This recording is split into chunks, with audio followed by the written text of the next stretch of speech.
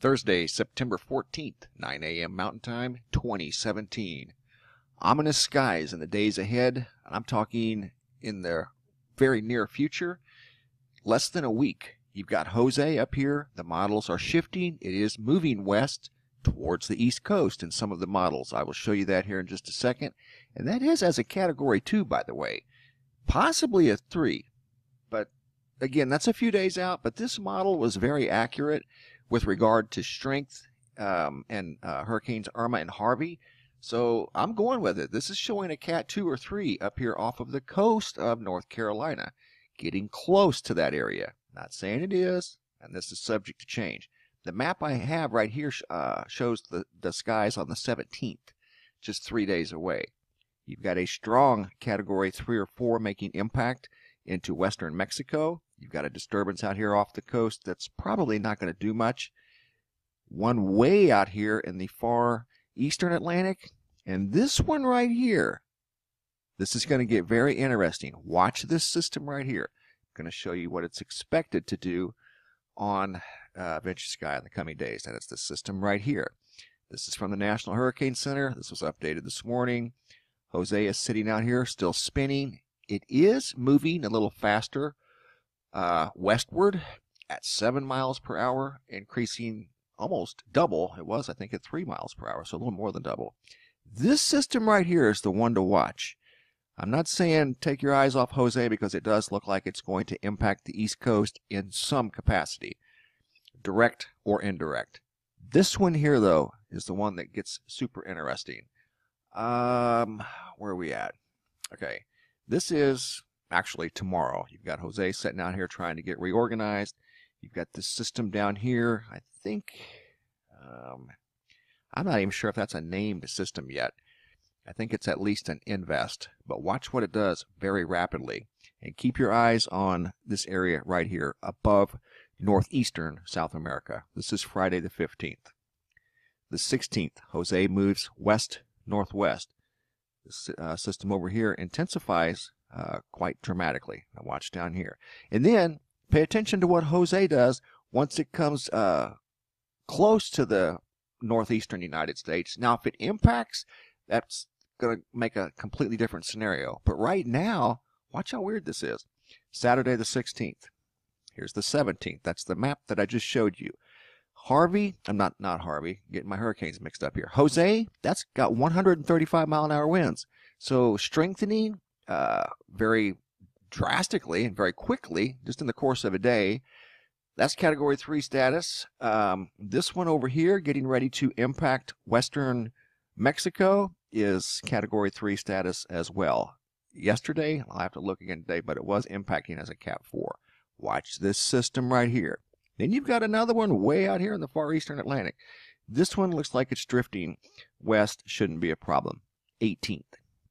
See how it's having coastal impacts, whether it makes direct landfall or not. There's going to be riptides and high surf, high surge, not necessarily storm surge, but high waves along the coast of the eastern United States. This one making landfall, let's zoom in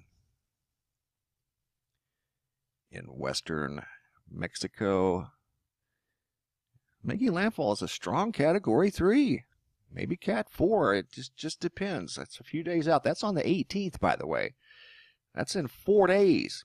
Jose sitting up here off the coast of North Carolina, and it is now officially in the cone. Look, the cone is moving way west. Before, the cone just barely came up off of the East Coast. Now it's got half of North Carolina in the cone.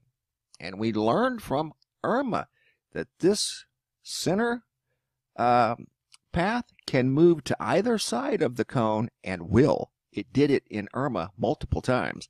Swung to the far right, swung to the far left, back right, and then back left again. So, yes, it can move inside of this cone. Either way, just in all fairness, it can go farther to the right. But right now, the entire cone has shifted towards the East Coast. So all of the models are shifting towards the East Coast. This is showing only a Category 1, so that's where they're in disagreement, and they all disagree. You know, no two models are the same. But this one's showing a much stronger storm off of the coast of North Carolina, where this one's showing just a Category 1, which by no means is anything to not respect. That's still a strong storm. But there's Jose. This storm over here makes landfall as a Category 3 or 4 western Mexico, but it dissipates very quickly. Step forward to the 19th. Watch right here. Okay, see, that storm's already dissipated and going up into the lower 48 as rain. So the 19th, you've got Jose off the coast of Jersey, New York. Watch this system right here, 20th. And watch Jose.